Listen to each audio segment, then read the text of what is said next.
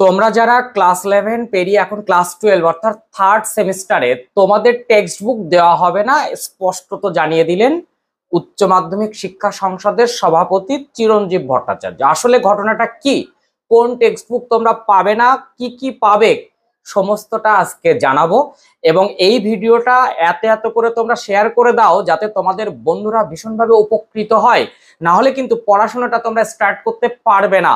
এবং তোমরা সবাই জানো তোমাদের সেমিস্টার 2 শেষ হয়ে গেছে, অর্থাৎ ক্লাস 11 এর দুটো সেমিস্টার 1 এবং 2 শেষ হয়ে গেছে। এখন তোমরা তৃতীয় সেমিস্টারের জন্য রেডি হচ্ছ এবং ক্লাস 12 এ তোমাকে থার্ড অ্যান্ড ফোর্থ এই দুটো সেমিস্টার পরীক্ষা দিতে হবে। এবং দুটো পরীক্ষাই হবে বাইরের ভেন্যুতে, অর্থাৎ তোমার স্কুলে আর সিট পড়বে না, তোমাকে বাইরে মাধ্যমিকের মতন পরীক্ষা দিতে যেতে হবে। এবং স্কুল প্রশ্ন করবে না, বোর্ড প্রশ্ন করবে, সেই সঙ্গে খাতা দেখার দায়িত্ব বোর্ডের। তোমাদের এই তৃতীয় সেমিস্টারের পরীক্ষা কিন্তু ওএমআর শিটে, অর্থাৎ তোমাদের ফার্স্ট সেম অর্থাৎ ক্লাস 11 এর প্রথম সেমিস্টারে যেভাবে পরীক্ষা দিয়েছিলে স্কুলে, যে ওএমআর শিটে গোল করা ক্ষেত ছিল, তোমাদের এই থার্ড সেমিস্টারও কি একই রকম। আর ক্লাস 12 এর ফোর্থ সেমিস্টারে তোমরা পরীক্ষা দেবে বড় প্রশ্নের ওপর, অর্থাৎ তোমরা এই যে ক্লাস 11 এর সেকেন্ড সেমিস্টার পরীক্ষা দিলে যে সিস্টেমে, এটাই পরীক্ষা দেবে ফোর্থ সেমিস্টারে। এবং তোমাদের কিন্তু ক্লাস 11 এর মতন ক্লাস 12 এ স্কুলে পরীক্ষা হবে না, আগেই বলে দিলাম। এখন প্রশ্ন হচ্ছে, উচ্চ মাধ্যমিক শিক্ষা সংসদের সভাপতি তোমাদেরকে জানিয়ে দিলেন যে তোমাদের ইংরেজি পাঠ্য বই কোনো রকম ভাবে আর নতুন দেওয়া হবে না। তোমরা ক্লাস 11 এর যে বইটা পেয়েছো ওটাতেই তো ক্লাস 12 রয়েছে। এখন প্রশ্ন হচ্ছে তাহলে আপনি কেন বলছেন যে নতুন করে বই দেওয়া হবে না, আবার তাহলে এতে সমস্যা কি আছে? ক্লাস 11 এবং ক্লাস 12 তো ওই বইতে আছে না, সেটা নয়। ক্লাস 12 এর এই থার্ড অ্যান্ড ফোর্থ সেমিস্টার মিলিয়ে কিছু সিলেবাস তোমাদের বর্ধিত হয়, মানে সংযোজন বিয়োজন হয়েছিল ক্লাস 11 এর যখন তোমাদের সেকেন্ড সেম পরীক্ষা চলছিল, সেই সময় কিন্তু জানিয়ে দিয়েছিলেন বোর্ড সভাপতি এবং নোটিফিকেশন জারি হয়েছিল যে তোমাদের সিলেবাস অনেক কিছু চেঞ্জ হয়েছে। যেমন নতুন ইংরেজি পাঠ্যক্রমে তোমাদের একটি গল্প এবং একটি নাটক কিন্তু আপডেট করা হয়েছে, সংযোজন করা হয়েছে। এখন তাহলে ক্লাস 11 তো বই দিয়ে দেওয়া হয়েছে, সেই বই তো এই নাটক এবং তোমাদের যে একটি গল্প সংযোজিত হয়েছে সেটা তো নেই। তাহলে তোমাদের ক্লাস 12 এ তো বই চেঞ্জ করে নতুন বই দেওয়ার কথা, কিন্তু সেটা দেওয়া হবে না।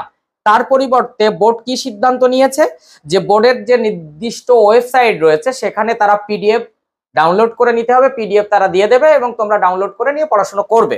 বোর্ডের সমস্ত খবরটা কি আমি সেটা একটুখানি তোমাদের বলে দিই। দ্বাদশ শ্রেণীর ইংরেজি বইয়ের কিছু অংশ পরিবর্তিত হয়েছে, নতুন করে একটি গল্প দ্য বেড এবং একটি নাটক তোমাদের আপডেট হয়েছে। ফলে নতুন পাঠ্য বই না ছাপিয়ে সংসদ সিদ্ধান্ত নিয়েছে শিক্ষার্থীদের একাদশ শ্রেণীতে পাওয়া ইংরেজি বই দ্বাদশ শ্রেণীতে ব্যবহার করতে হবে। নতুন পরিবর্তিত পাঠ্যক্রম সংসদের অফিসিয়াল ওয়েবসাইট থেকে ডাউনলোড করে পড়ুয়াদের প্রস্তুতি নিতে হবে। তাই তোমাদের কিন্তু ওই বর্ধিত অর্থাৎ যেটুকু নতুন এসেছে ইংরেজিতে সেই সিলেবাসটুকু কিন্তু তোমাকে ডাউনলোড করে পড়তে হবে। নতুন করে কিন্তু আর ইংরেজি বই দেওয়া হবে না, তবে বাংলা বই কিন্তু নতুন দেওয়া হবে। কারণ তোমাদের ক্লাস 11 এর যে বইটি সেটা সেমিস্টার 1 এবং সেমিস্টার 2 এর জন্য, সেখানে সেমিস্টার 3 এবং সেমিস্টার 4 এর কোনো কিছু দেওয়া ছিল না। তাই তোমাদের থার্ড সেম এবং ফোর্থ সেমের জন্য নতুন বাংলা বই স্কুল খুললেই দেওয়া হবে, তবে কবে সেটি দেওয়া হবে তা কিন্তু স্পষ্ট করে বলা হয়নি। চেষ্টা করা হচ্ছে অতি তাড়াতাড়ি বই যাতে তোমরা পেতে পারো, বাংলা বই পাঠ্য বই, সেটা কিন্তু তারা কিন্তু জানিয়েছেন। কিন্তু এখন আমাদের প্রশ্ন হচ্ছে যে এই রকম একের পর এক এত সিদ্ধান্ত বদল হচ্ছে, সিদ্ধান্ত নেওয়া হচ্ছে, এখন তোমরা এই বাংলা এবং ইংরেজির জন্য তো সহায়িকা বই কিনবে। মার্কেটে তো অনেক বই এসেও গেছে, অনেক বইয়ের রিভিউ অনেকে দেওয়া শুরু করেছে, তোমরা যে কোনো বুক স্টলে গেলে বিভিন্ন প্রকাশনীর বই পাচ্ছ। তাহলে তাদের বই কিনলে ইংরেজিতে কি সমস্যা হবে না? কারণ তারা কি ওই নতুন বর্ধিত সিলেবাসে যেটুকু দেওয়া হয়েছে, অর্থাৎ একটা নাটক এবং একটি গল্প, তার কি প্রশ্ন পাঠ, তার কি উত্তর পাঠ, তার কি বিশ্লেষণ, সেটা কি ওই সহায়িকা বইতে দেওয়া হয়েছে? এটা নিয়ে কিন্তু একটা প্রশ্ন চিহ্ন রয়েছে, বোর্ড তার সদুত্তর দেয়নি।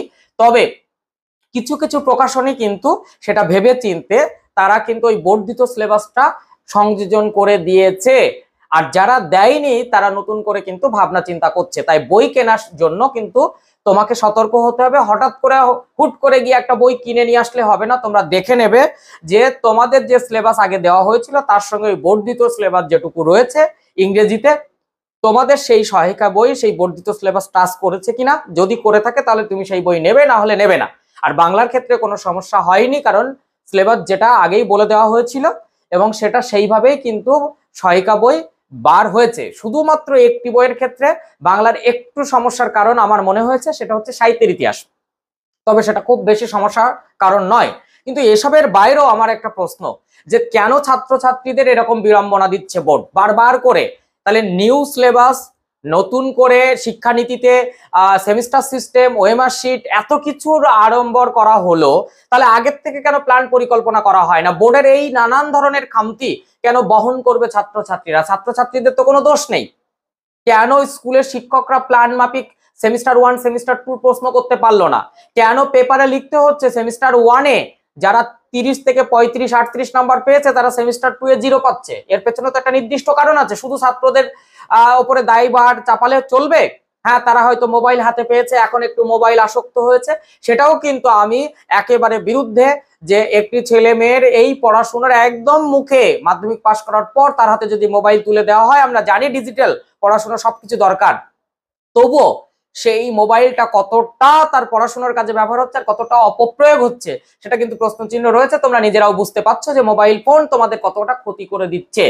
তবুও যুগের সঙ্গে সঙ্গে আমাদের এগোতে হবে।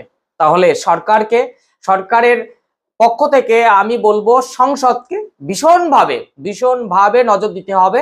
এই রকম এতবার সিলেবাস চেঞ্জ করা, একটার মধ্যে ভুল ভ্রান্তি থাকা সেটাকে কারেকশন না করে হঠাৎ করে পাবলিসিটি করে দেওয়া, এই দাদাগিরি, এই সমস্যাগুলো আপনারা বন্ধ করুন। এটা ছাত্রছাত্রীরা আর নিতে পারছে না। কজন ছাত্রছাত্রী আছে এই ডাউনলোড করে নিয়ে তারা পড়াশোনা করতে পারবে? সেই ফ্যাসিলিটিস কি পশ্চিমবঙ্গের কোনে কোনে সব জায়গায় আছে? যদি থাকে, এখনো পর্যন্ত অনলাইন ক্লাসেসের জন্য অধিকাংশ স্টুডেন্টরা ফোন তাদের আছে, কিন্তু সেই ফোনের নেট তারা কি করে ভরবে সেইটুকু তাদের সংস্থান নেই। এতটাই তারা আর্থিক ইনজুরিতে রয়েছে, আর্থিক সমস্যাতে রয়েছে।